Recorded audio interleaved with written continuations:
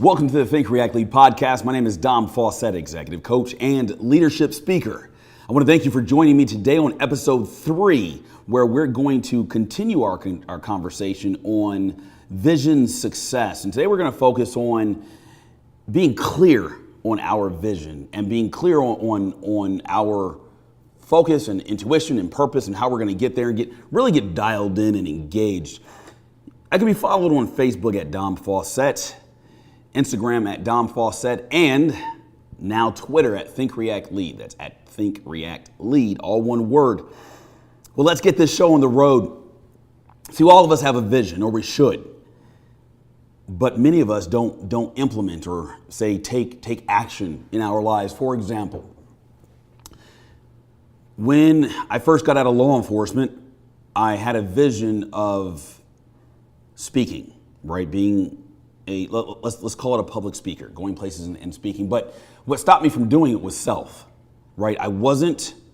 Because I still stuttered a little bit, I wasn't comfortable with it. And I wasn't quite sure if this was something that I wanted to do, even though when somebody asked, hey, what do you do? I'd say I'm a speaker, but guess what? I had no results. I hadn't spoken too many places as of yet. So what I've come to realize is that to be clear on one's effort, on one's grit, on one's vision, they're going to need those two things, grit and effort, right? When you put into work, you start to wear yourself out, you get real focused. Clarity takes place without a doubt, without a problem. Use this example. In law enforcement or as a cop, you kick in doors, or I did, maybe some cops don't, but I recall kicking in doors. This is what a vision is like. You have a vision, and this is what a lot of us do. We start to go down this path of the vision. There's a bug on my desk. And we kick in the door. But once we kick in that door, what we thought was going to be on this other side prior to kicking it in is not. There's a lot more hard work that comes at you real quick, fast and real quick, like a kick or punch in the mouth. And what many of you do is you turn around, you shut the door behind you, and you walk away because you weren't ready for the work that was needed to get you to where you wanted to go. But guess what? You can't change that. As I've kicked in doors, maybe intel tells me there's 3 suspects, or subjects to be correct, because they're not suspects until we find something. But 3 subjects, and they're all armed. But you kick in the door and there's 7 subjects, and they're more armed than you even thought would be. Well, at that moment, myself and my team don't have the luxury of saying, oh, hey guys, gals, we're sorry. We will come back when we're better equipped or better prepared. That's not an option. Well, apply that to your life. Once you kick in that front door to your vision and your dreams, you move. You move forward, not backwards. You adjust as you put one foot in front of the other. And as you're going in and you're cordoning off the areas that you're covering, because if you have a good team behind you, you get left, they get right, somebody goes down the center hallway, right? You got a good team behind you, you're gonna make things happen. But what if you don't have a team? Well, you learn to open your frame, your scope, your line of sight. Instead of having it here, you open it out a little bit and you use your peripheral. So when you kick in that front door, you engage. Metaphorically, you double tap. You double tap, you double tap. And you knock down one target at a time, right? And when you start to operate your life this way, it really helps you with decision making. You kick in the front door, you move forward, and you keep moving forward no matter what's coming at you. Because I would rather take a bullet to the chest than a bullet to the back, metaphorically, honestly. In the physical realm, I don't want to take a bullet at all, but from a metaphorical standpoint, I would much rather see what's coming at me than feel it after it's hit me. So as you're chasing down your vision, because that's what it is, as time goes on, your vision is always out in front of you, like that carrot in front of the horse. But that's a good thing, because it's what allows you to become successful. Because as you tackle each problem or potential problem at a time, you build grit, you build stamina. You build endurance to where it is you're going and what it is you're doing. And you begin to appreciate the effort. For example, For those of you that can recall the last time you dated, or if you're married, when you were let's say, courting your spouse, do you remember that proverbial carrot that was in front of you? Right? Say you met her at a park, or him at a park, or a bar, if you will, and you start talking. But all of your conversation is dialed in to the end game. You can call the end game whatever it is that it may be. But it's the end game that our focus is on. I'll be honest, there's times that my wife currently, when we were talking, when we were dating, I wasn't really interested in what she was saying, but I had to act as though I was interested. I think many of us do that. It's faking it to make it. Now, obviously we're married, so it worked. Well, you put in that time and effort, Remember the time and effort that you spent in the beginning stages of your relationship. Some of you would text, till 2, 3 in the morning. Some of you would be on the phone call till 2, 3, the phone with your now spouse till 2, 3, or 4 o'clock in the morning, even though you had to be up at 6 to be at work by 7. We put in the hard work because we had something that we wanted to attain, someone that we wanted to be with. Your vision is no different. Your dreams, your future accomplishments. In order to get there, it's going to take grit. See, the vision is seated in the visionary, in his or her life experiences, his or her current circumstances, and opportunities. See, everything is around you to be successful. Unfortunately, many of us focus on what is around us that can cause us not to be successful, but that's a mindset. There's always going to be adversity around you. That goes without saying. But adversity is what allows us to grow. The focus should be on what is around us to help us get to where it is we need to go to get out of life what we need to grow. Are you asking yourself the right questions? And we're going to spend some time here on asking ourselves the right questions. Let's start with, what am I feeling? So when I say, what are you feeling? We want to know, what are you feeling? Maybe emotionally. What are you feeling mentally? Let's start with, what are you feeling? So if you ask yourself, what am I feeling? You begin to get an answer. And when I say feeling, you could be feeling something mentally, you could be feeling something emotionally, right? The other morning I woke up angry. And the reason that I woke up angry was because I had a dream that I was tackling a suspect. And we were fighting. He was punching me, I was punching him. And this was a real scenario, but it just kind of happened to come up in a dream. So I woke up out of breath. I lost that fight. And when I woke up, I just felt angry, and I couldn't shake myself from it. But I was aware enough to recognize that I was angry. And I actually told my wife, she said, what's wrong? I said, what, babe, I'm angry, and this is the reason why. If you are not connected with yourself, and we talked about before, bridging the gap between your mind and your heart. And the purpose of doing that is so you can center yourself. See, when your brain is connected to your heart, so your mind and your emotions, and they're centered, and you're going down the same path, it's very easy for you to come up with processes for what it is that you want to do, visions as it relates to your line of success and what it is you want to do to get there, how you're going to get there. So understanding what you're feeling, right? I typically, and this sounds simplistic, but I typically try not to do any work or build any content, create any content when I'm full or when I'm extremely hungry. I like to typically work when I could eat, but I don't need to eat because I feel centered at that moment. That's typically when I go work out. That's typically when I go run, right? That's typically how I like to feel when I speak. Because if I'm full, then I kind of feel lethargic. And if I'm hungry, obviously, we get hangry, or, and I say I do get hangry, or I begin to think about food, which takes me away from the content that I'm here to deliver, right? So these are little things that a lot of people miss. Another question, what am I sensing? So your environment. How many of us watch the news? How many of you watch the news? The news, more oftentimes than not, is negative. But if you have a pure thought as it relates to your business, to your vision, to your relationship, to your goals in life, watching the news could skew those thoughts.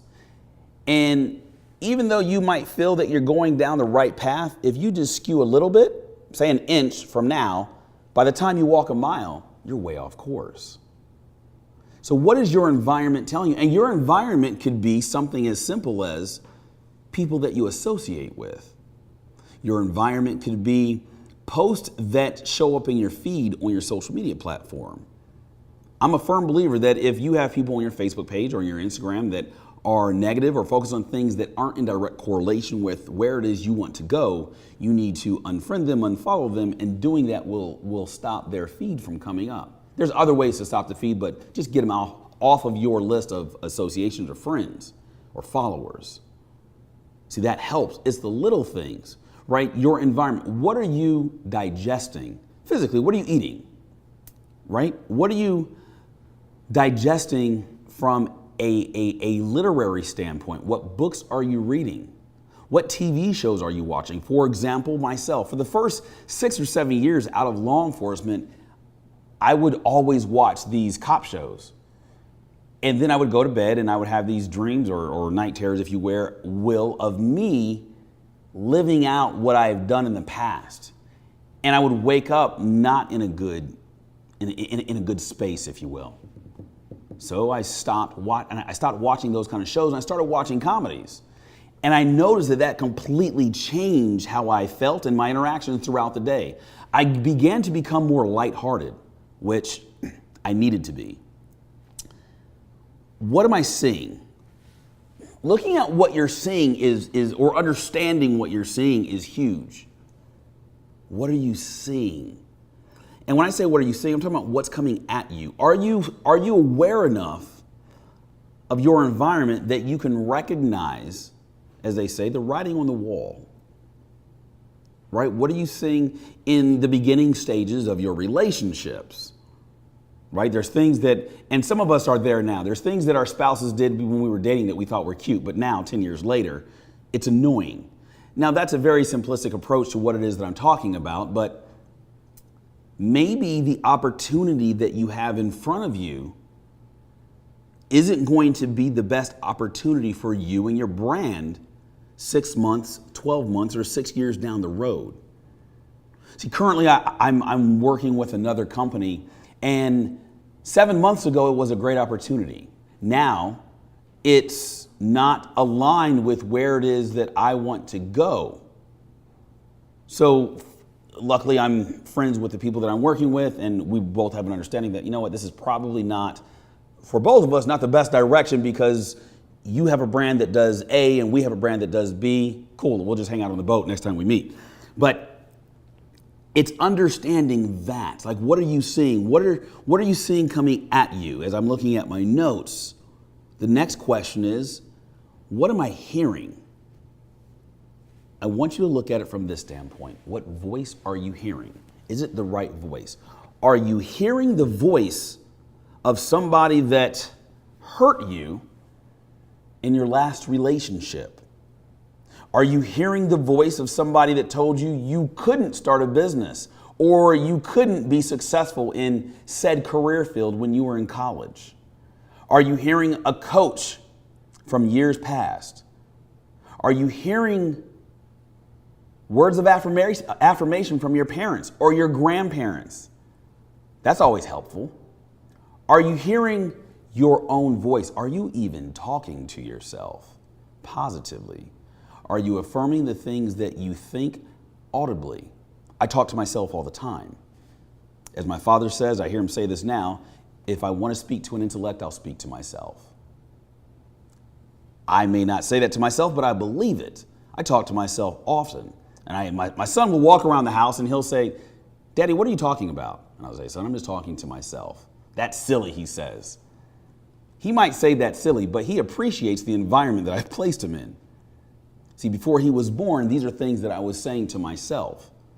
And as I said in episode 2, others might not believe in your dream and you can attain success, but If you don't first believe in your dream or vision, you will never, ever attain any level of success. And again, success isn't monetary, it's a feeling. Asking yourself, what am I thinking? See, our thoughts dictate our actions. Our actions dictate our results. Our results control our environment. So what am I thinking? Am I thinking clearly? See, there's so many things that can stop us from thinking clearly. Clarity is huge for our mindset. Clarity is huge for our emotional state. Clarity is huge for our physical state. How we run our business, how we run our household, any environment that we're in, clarity is needed. It's a must. But more oftentimes than not, we don't have clarity.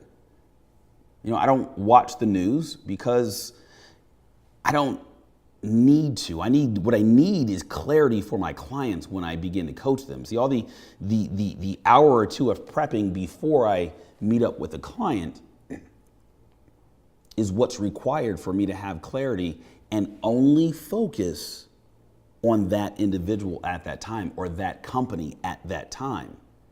As it relates to myself, even before we work out, when I say we, I'm talking about you and myself. We need to have clarity and just focus our attention on what it is we are about to accomplish, right? Because that's how you get a great workout. You're focused on what it is that you're doing. That's how you complete a great project for your business or your job, your career. We're focused because we have clarity on that.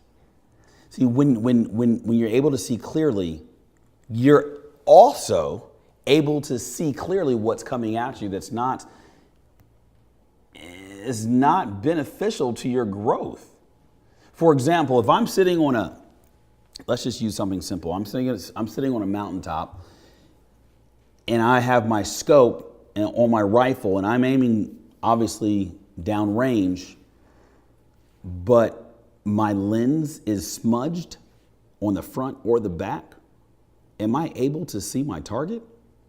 No, there's no clarity in my scope. So now I have to sit back, I have to clean my scope, which I should have done prior to landing there, but I didn't because I didn't make all the necessary tweaks and changes or check my equipment mentally and emotionally prior to hitting the LZ or landing zone. But as I'm sitting there with a clear scope, then I can see my target. See, some of you need to wipe off the front of your scope. Some of you need to wipe off the back of your scope. And wiping off your scope could simply be getting rid of some people in your life. Or maybe go telling your boss, you know what, thank you for the opportunity to complete this project, or not to complete, because once you start, you kind of want to finish it. But thank you for the opportunity to start this project, but this is not in my lane. Like I remember being in the corporate world, the spreadsheets weren't my thing. I would always delegate that task. Or if I worked on a team, anything spreadsheet administrative related, not my thing. Delivering the content, I was all in. Fortunately for me, most people don't like to speak in front of an audience, so they always gave that task to me. But I was so good at it that they knew that that's what I was going to love doing. So I ask you this, in your corporate environment, as you're W-2ing, what is it that you love doing? And are you doing just that? Most people are not. And this is why they stop growing. If you look at any corporate environment, you see people come in, they look one way, and 5 years later, they've gained 30, 40 pounds.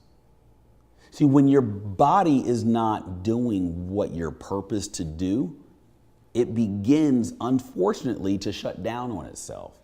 Gaining weight, and I'm no physical therapist or coach in that realm, but I do know that gaining weight is adverse to the body.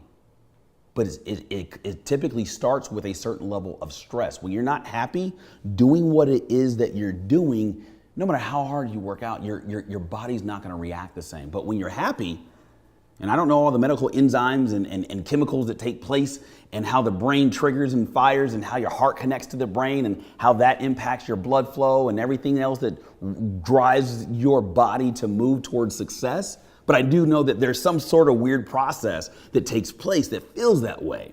You feel enlightened, right? It's literally just like this. Tuesday morning, you wake up at, say, 6 o'clock and you got to be at work at 7, and you drag your butt out of bed, even though you may have gone to sleep at 9.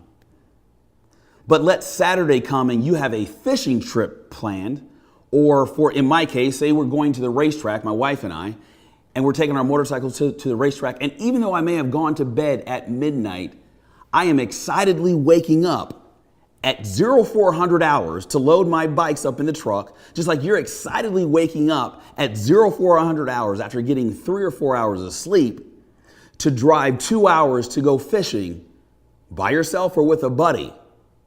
And you don't even acknowledge the fact that you didn't have any sleep. You may be so excited that you don't even eat because you're about to take this trip. You're about to embark on a journey. You're about to go do something different. You see how that works? See, the more different things that you do or step outside of your comfort zone, things that you do, the better off your mindset is, the better off your emotional state is. Because what happens when you get 3 hours of sleep, you go fishing or you go racing and you come back and maybe you've gone by yourself, you come back to your kids, you come back to your spouse, like nothing bothers you. Right? You get, in my case, I'll get a to-do list, or my son or my daughter will ask me to do things, and yeah, no problem, let's do it. I just spent a lot of time doing what I love doing. See, one of the benefits I had from quitting my job, which I would have never expected, was the patience that I have currently with my children. See, before I would get up in the morning, we would rush out the house, I would get my coffee, and we would get in the car and we would go. My son would try to talk to me, I'd tell him to be quiet because I'm on the phone, trying to handle business, or I'm text messaging while I'm driving. Right, I'm the only one that does that, but anyways. And then finally get to school, all right, son, hurry up, do stuff, hurry up, I gotta go. And I rush to work. And I get there to do what? Is it worth it? See, now that I wake up, I still get dressed as though I'm going to work, but I grab my son and I talk to him. He has a cat, I let him play with that. We go sit down, we eat breakfast together. There's no rush. Some mornings we go outside and we play before we go to work. I let him sit on my motorcycle, he starts it up, he loves it. I can talk to my spouse. I'm not telling you that you need to speak or leave your corporate job to make that happen, but what I'm talking about is being more self-aware. What I'm talking about is kind of eliminating some things in your world that are currently causing you stress. Just some things to think about as we wrap up this episode of creating a clear vision through grit and effort.